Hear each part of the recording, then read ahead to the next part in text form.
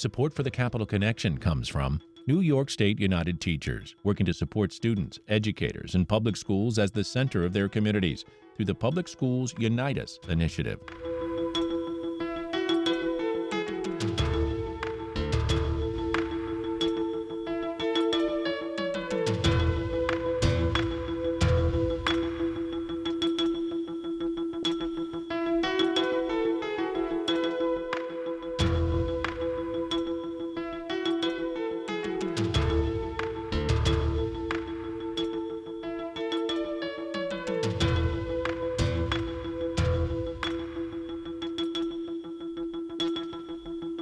Welcome to the Capital Connection. Hi, I'm David Gistina. Joining us this week is Natasha Pernicka, the Executive Director of both the Alliance for Hunger-Free New York, formerly the New York Community Food Assistance Network, and the Food Pantries for the Capital District. You can find out more at https://hungeractionnys.org. And we are in a food insecurity climate right now, not only in New York, but across the country. And Natasha, you are the person to talk to about this. Welcome to the Capital Connection. Thanks so much for having me today, David. You have done so much for the Capital Region, and obviously the Alliance for a Hunger-Free New York is a statewide coalition that's member-driven, and you're the front line for emergency food providers. So before we get into any specific issue, I know one of the major things we're hearing right now that hunger is up incredibly, not only in New York, but around the country. Yeah, it's not business as usual in the food pantry system. And quite frankly, it's getting more and more serious as we go on. What we're seeing across the country is that 80% of American households are living paycheck to paycheck. That means they're just one emergency away from not having any resources. We can also look at it from the ALICE report. United Way has an ALICE report called Asset Limited Income Constrained Employees. It basically documents what percent of households are living in poverty, but then what percent of households are people working, but their jobs are not paying enough to get their basic needs met. Across the country, there's about 42% of households that are considered ALICE or below. Here in New York State, we're even higher at 46% of households don't have enough resources to make ends meet. If you look at it from food insecurity, that means not everybody has enough resources for or access to healthy food for an active and productive life. We've seen from the USDA most recent statistics from 2023, we had 13.5% of households across the U.S. were food insecure, up from 12.8%, which is significantly, it's significant from a statistical point of view.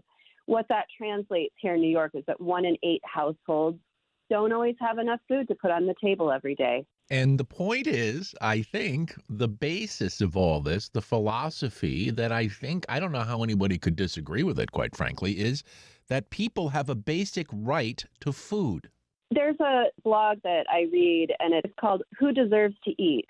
I mean, that's what it comes down to. Who deserves to eat? And so it's just inherent that all people need to have access to healthy food in order to thrive and have a productive life. In fact, I think about at this point in our society, what is the role of government in the fight against hunger? What is the role of charity in the fight against hunger? Because at this point, when you have 1 in 8 households struggling to put food on the table, this significantly impacts their pursuit to happiness, their pursuit to have a successful life. Yeah, and that is a ripple effect through the family system, right? Because you've told us in the past that when it comes to feeding your children, most parents are going to go hungry in order to give their kids food. Yeah, we've done surveys, and parents skip meals so that their kids can have food. We know that if adults don't have enough food to eat, that can impact their work performance or their ability to do their job. We know that not having enough food to eat is in relation to chronic health conditions, diabetes, heart disease, hypertension, high blood pressure. If we don't have enough healthy food, we aren't going to be healthy, and we're not going to be able to be a part of our community in the way that we want to. Yeah, and to that end, the recent State of the State address, that's an annual address given by the governor where she lays out her proposals before she lays out her actual budget. But there was also every year this side by side People's State of the State address, and I believe your issues were certainly there at that. Sure, yeah. Actually, the Alliance for a Hunger-Free New York runs the People's State of the State. We carry on the Hunger Action Network's tradition of the People's State of the State. And one of the things we really focused on, this year was a wonderful year in that the governor's budget here in the state of New York incorporated the legislative ad plus the base budget for the Hunger Prevention Nutrition Assistance Program and Nourish New York, which are the two main funding for the food pantry and food bank system that's state funding here in our state. So we were pleased that the governor and her administration listened and said, okay, things aren't getting better. We need to at least maintain the funding that went out the year prior. However, when we did an analysis, we're asking for $75 million for Hunger Prevention Nutrition Assistance Program. When we did an analysis that took into consideration where philanthropy funds are at this point, the increase in food assistance service levels, which are up 70% since 2019, and then taking into consideration that food inflation is up 25% since 2019. So when we did the analysis, it would take $82 million for HIPNAP just to remain flat, and we're asking for 75. Right now, the governor budget has it at 57 million. So, we appreciate kind of them acknowledging that they're trying to maintain, but if anything, we need to be doing more right now, especially when we're not sure how federal initiatives are going to impact folks in the state. And one thing that we're closely watching is really SNAP. SNAP, or formerly called food stamps, is really our nation's number one program for fighting hunger. It's an incredible resource. And when we saw the COVID emergency SNAP allocations end, we saw a dramatic increase in people turning to food pantry assistance. And so we're very concerned, especially now with, the Congress considers SNAP cuts as budget reconciliation advances. We're looking at, potentially $230 billion being cut from Farm Bill programs, which include SNAP. So, we don't know how this is all going to play out, but we have a lot of concerns about how much more pressure is going to be put on the charitable food system, like our neighborhood food pantries. Yeah, you told me off air that 30% of the food comes through the USDA to the pantries? Yeah, recently Feeding New York, which is the food bank association here in New York State, reported that 30% of the food that their member food banks distribute comes from the federal government USDA program TFAP. And so that's what we think of like the free government food. The canned green beans and, the government cheese. I know I had that back in the day. So 30% of the food is free. That's important. I think most people don't realize that food pantries pay for most of the food that they get from the food banks. Some of it is like 16 cents a pound, but other food is really like operating like a wholesale cooperative. So pantries' dollars go a lot farther when they're paying for food at the food bank. But if we see changes to the free food, that's going to take a big hit on food pantries right now, on top of potential increases in service levels. Can I ask you just the question that I think everyone has in their mind that cares about this issue, that believes that food is a right? Why? Why won't they fund it fully? Why are we, at DOGE, the Department of Government Efficiency, cutting things without understanding what they will do to people on the ground? And, is this personal? Do they know what they're doing? Do they not get the information? And what do you guys do to lobby? Are you on the phones right now talking to the federal government and arguing your position? I think the question is, what's the role of the government in the fight against hunger? And the United States does not recognize food as a basic right. In fact, chose not to recognize food as a basic right. So we are pleased that here in New York State, there is a bill where we are supporting the work to advance food as a human right here in New York State. Maine was the first state in the U.S. to recognize food as a right. So I think, it's starting. I think people are starting to recognize that this really does need to be a government-protected right to food. It almost seems like it's a no-brainer. Like, of course, everybody should have food. But when you look at how policy and funding impact it, we're not supporting that in practice. I think that, for thousands of years, there's this idea that we feed the poor as a concept of a lot of religious traditions, feed the poor. And so I have been down at a SNAP hearing in D.C. where the argument was that the religious group, churches, should be taking care of people, not the government. And I wholeheartedly do not agree with that statement.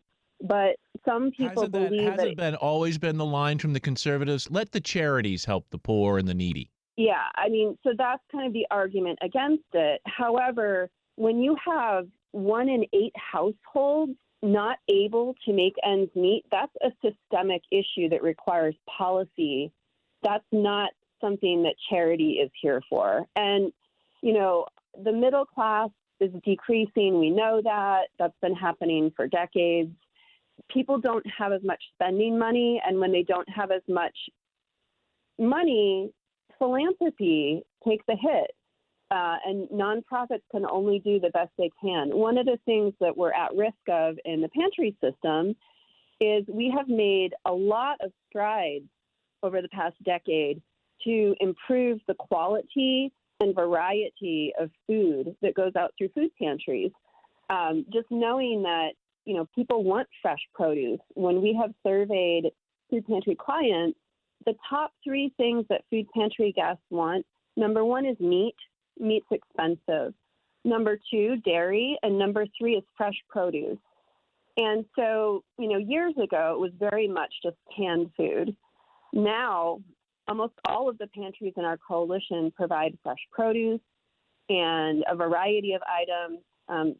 People have been adding things for different cultural backgrounds, depending on the neighborhoods and communities they serve, by providing more dignity. Because, as I said, with 1 in 8 households struggling with food insecurity, this is a systemic issue. People should not have to be in this position. If you are working 40 hours a week, you should have enough money to afford a place to live, health care, and food. And that is just not the case right now. So Natasha Pernicka, who is joining us on the Capital Connection this week, the executive director of both the Alliance for a Hunger-Free New York and the food pantries for the Capital District. So, Natasha, what we're talking about, and many of the Democrats and the progressives have talked about this for a long time now, is a livable wage. Back in the 50s when the COLA started, the cost of living adjustment, it never kept pace with inflation. So now you have a lot of people, just as you said, working 40 hours a week, in some cases more, and in many cases more than one job, unable to afford basic needs. Yeah, this is truly at the heart of the issue, because when people say, Natasha, how are we going to end hunger? It's number 1, it's living wages. People need to have the dignity of a wage that they can afford the basic needs. We're not talking about vacations and going to the movies. We're talking about housing, health care, childcare, transportation, and food. And unfortunately, I've been in discussions with legislatures that think, well, people just need to get a job. There's all these jobs available. Okay, so you can try, working a minimum wage job and see how far that goes. In fact, I would challenge our legislative to try living on a minimum wage. One of the things that we actually are doing as a challenge is we're taking the SNAP challenge in March. FRAC, which is the Food Research and Action Center in DC, is encouraging folks to take the SNAP challenge where you eat using $6 a day, which is the average SNAP benefit, $6 a day. So if you want to join me, David, I would love for you to join me in taking the SNAP challenge. We are going to be reaching out to the governor's office and some of our senators and assembly members to see if they'll join me as well. Well, we're going to have to pool our resources, I imagine. I may have to share some with you. I may have to go a little hungry so you can eat, Natasha. Well, I think that's what people are going to find. Right. I mean, buy healthy food on $6 a day. I mean, that's extremely limited. And that's one of the things that is at risk right now from a federal perspective. In this past administration, we saw an increase to the calculation for the SNAP benefit. The USDA has different categories of food budget plans. And so right now, SNAP benefits are based on what's called the Thrifty Food Plan. So if you had a budget for your groceries, you would be thrifty if you followed this plan. And they made an adjustment to the plan based on inflation, which helped.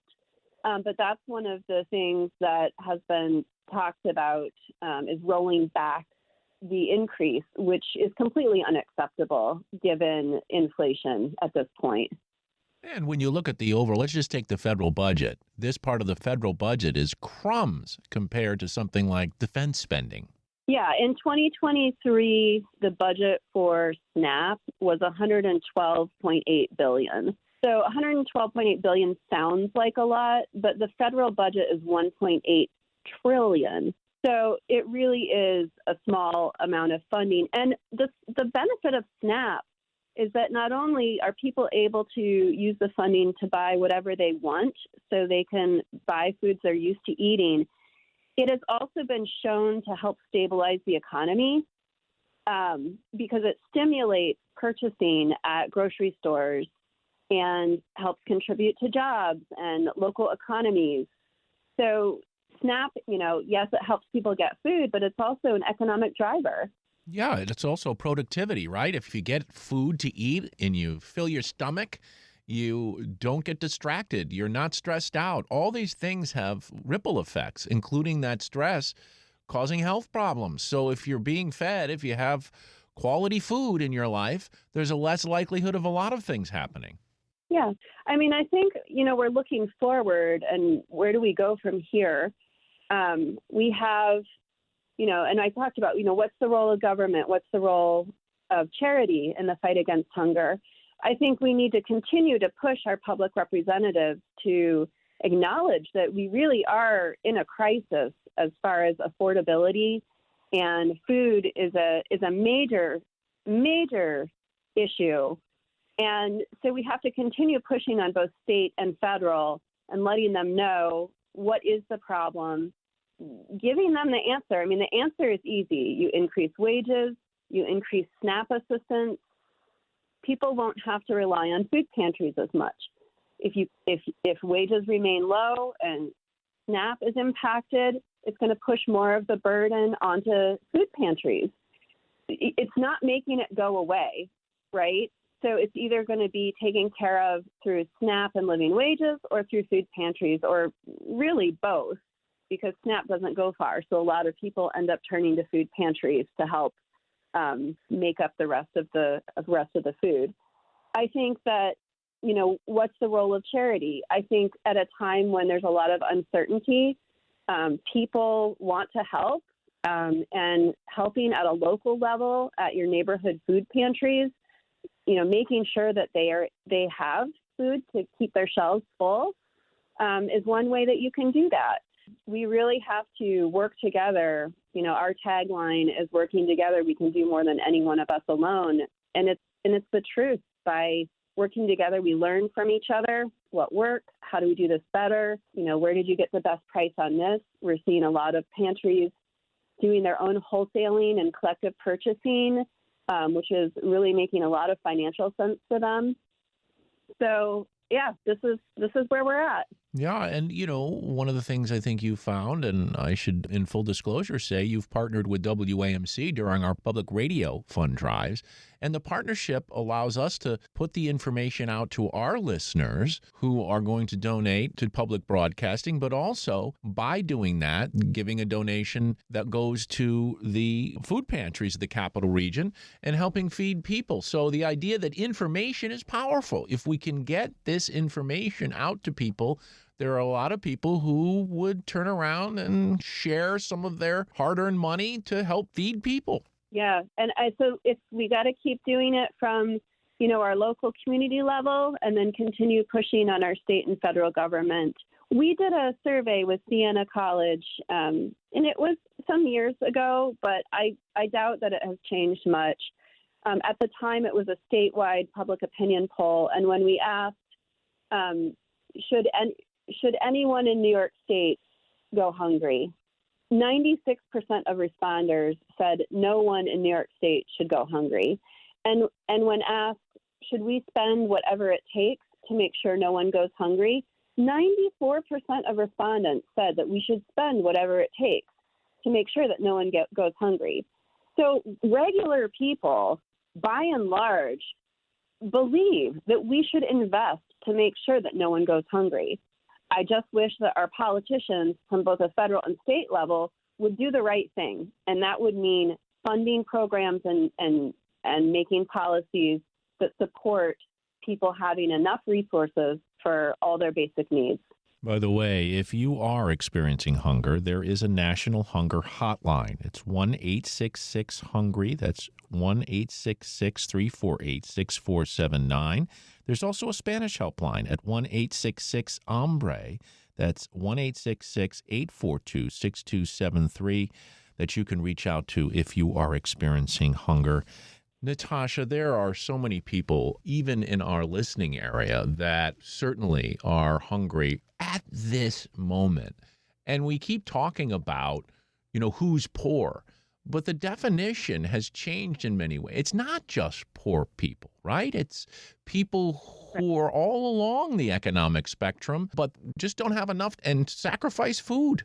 Oh, sure. I mean, if you think about it, 60% of the American households are living paycheck to paycheck, and 42%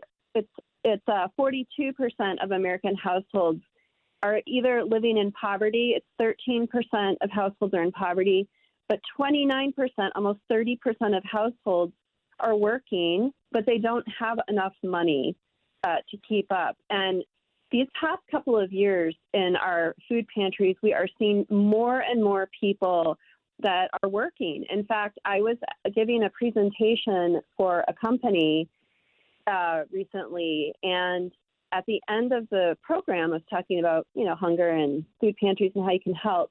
The administrative assistant came up to me and said, "Thank you so much for what you do." She said, "My family and I have had to turn to a food pantry because our money isn't going as far, and we wouldn't be able to make it without the food pantry." And we are seeing more and more people that they're just not making it. The other thing we're seeing is older adults who are on extremely limited incomes, who are retired, that, we had an older gentleman go to a pantry and he said, I only get $26 a month in SNAP benefits. And he was so incredibly embarrassed that he had to turn to a food pantry. But that's what food pantries are for. If you go and you look in your refrigerator and your pantry right now, and you don't know where your next meal is going to come from, community food pantries will help anyone in need. And in fact, at thefoodpantries.org, we have a map of thousands of food pantries and community meal programs across the state that shows their hours of operation and their locations. If at thefoodpantries.org, if someone is listening and is just thinking, I'm not sure what I'm going to eat, go to your local food pantries. They're here to help. Yeah, we're running out of time quickly, but I think one of the things to remind people about food insecurity, if you're thinking, well, you're an adult, you have to take care of responsibilities, but most people who are hurt by food insecurity, right, are children. Yes. In fact, when you look at the food insecurity rates, children are a significant portion of who is hungry.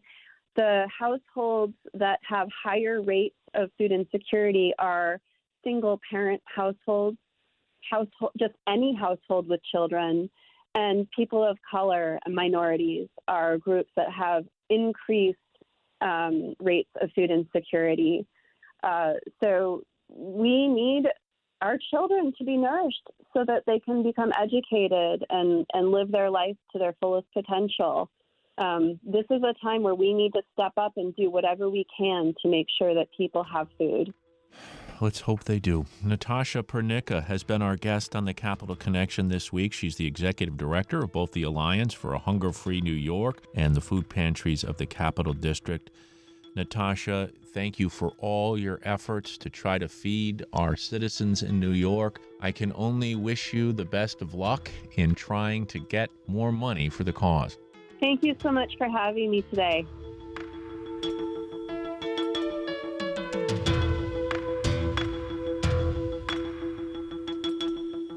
Support for the Capital Connection comes from New York State United Teachers, working to support students, educators, and public schools as the center of their communities through the Public Schools Unite Us initiative. The Capital Connection is a production of WAMC Northeast Public Radio. You can listen to The Capital Connection anytime at WAMCpodcast.org or anywhere you get your podcast. And join us again next week at this same time for another political conversation.